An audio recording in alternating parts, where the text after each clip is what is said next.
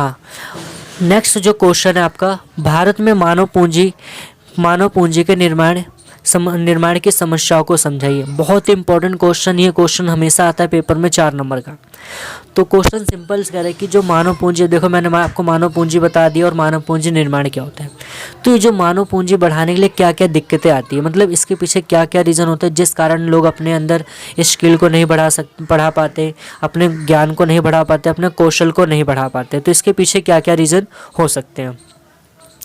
तो आंसर इसका, भारत में मानव पूंजी निर्माण की मुख्य समस्याएं निम्नलिखित है। भारत में मानव पूंजी निर्माण की मुख्य समस्याएं निम्नलिखित है। पहले जो समस्या है वो जनसंख्या में वृद्धि। देखो ये सिंपल से समझ में आ रहा है। भारत में बढ़ती जनसंख्या मानव पूंजी निर्माण के लिए एक गंभीर समस्या है, क्योंकि जनसंख्या में जिस दर से वृद्धि हो रही है उस दर से मानव पूंजी का निर्माण नहीं हो रहा है, जो मानव की गुणवत्ता तथा कौशल के अभाव को स्पष्ट कर। सिंपल से देखो, जैसे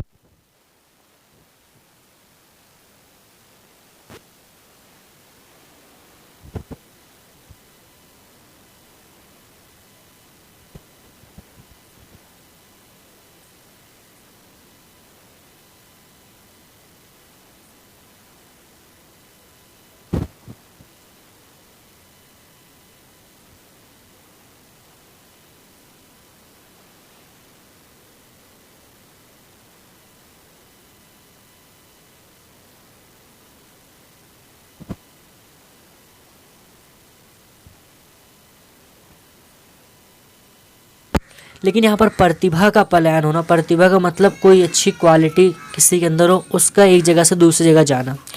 तो देखते क्या है, प्रतिभा पलायन एक ऐसी प्रक्रिया होती है जिसके अंतर्गत एक राष्ट्र के डॉक्टर, वकील, अध्यापक तथा इंजीनियर आदि उचित आय प्राप्त करने के लिए अन्य देशों की ओर प्रस्थान कर जाते हैं, जो मानव पूंजी निर्माण की बहुत ही प्रमुख समस्या है। सिंपल सा देखो, कहने का मतलब क्या है कि जो प्रतिभा पलायन होती है एक प्रक्रिया होती है। प्रतिभा पलायन क्या होती है, एक प्रोसेस होती है, जिसमें क्या होता है कि जो हमारे डॉक्टर्स हो गए, वकील हो गए, अध्यापक, ये जो बहुत ही इनके अंदर बहुत ही ज्ञान, कौशल, निपुणता बहुत ही ज़्यादा होती है। लेकिन ये क्या होता है कि जब इन्हें जॉब इंडिया में नहीं मिलती, तो ये क्या होता है कि अगर दूसरी कंट्री में अगर इनको अच्छी इनकम सोर्स है तो वो वहाँ पर चले आते हैं। देखो हर कोई ऐसा चाहेगा कि अगर वो अपनी एजुकेशन के हिसाब से सैलरी को पाना चाहेगा। और जो नेक्स्ट पॉइंट है, मानव शक्ति का अभाव। भारत में व्यापक मानव शक्ति का अभाव। देखो इसका अर्थ क्या होता है, भारत में व्यापक स्तर पर मानव शक्ति का अभाव है, क्योंकि विभिन्न वर्गों में कुछ शिक्षित व्यक्ति हैं तथा अशिक्षित व्यक्ति सम्मिलित होते हैं, परंतु सिर्फ शिक्षित व्यक्तियों द्वारा आय अर्जित की जाती है तथा अशिक्षित व्यक्ति आय अर्जित करने में असमर्थ होते हैं। मानव शक्ति का मतलब कहने का कि अगर देखा जाए हमारी जो सोसाइटी होती है वहाँ पर दो तरह से एक वर्ग पाए जाएंगे, एक बहुत ज़्यादा शिक्षित होगा और बहुत ज़्यादा अशिक्षित। तो जो बहुत ज़्यादा एजुकेटेड वर्ग होता है वो क्या करता है, अच्छी इनकम जनरेट करता है, और जो अनएजुकेटेड जो क्लास वर्ग होते हैं वो बहुत ही कम इनकम जनरेट करते हैं। और नेक्स्ट पॉइंट है अपर्याप्त संसाधन। अपर्याप्त का मतलब क्या होता है कि हमारे यहाँ पर, ये आपने 11th में पढ़ा होगा कि संसाधन दुर्लभ है हमारे यहाँ पर। तो सिंपल से है अपर्याप्त संसाधन।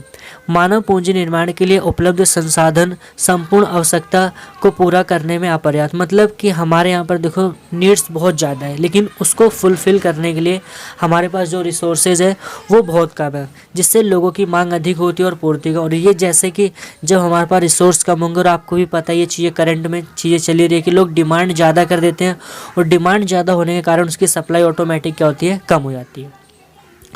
और जो इस क्वेश्चन का लास्ट पॉइंट है शैक्षिक स्तर का अभाव, मतलब जो एजुकेशन जो इंस्टीट्यूट होते हैं उनका क्या है, अभाव है।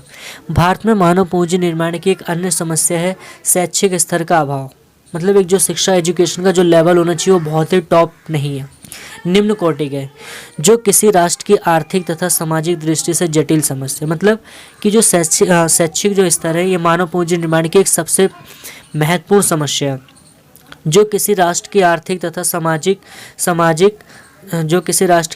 सामाजिक दृष्टि से जटिल समस्या, जिससे मानव पूंजी के कौशल, ज्ञान तथा निपुणता में कमी होती है। तो हमारा ये जो क्वेश्चन यहीं तक है। हाँ, इस चैप्टर के जो आगे के जो क्वेश्चन है उसको मैं नेक्स्ट वीडियो में आपसे डिस्कस करूँगा।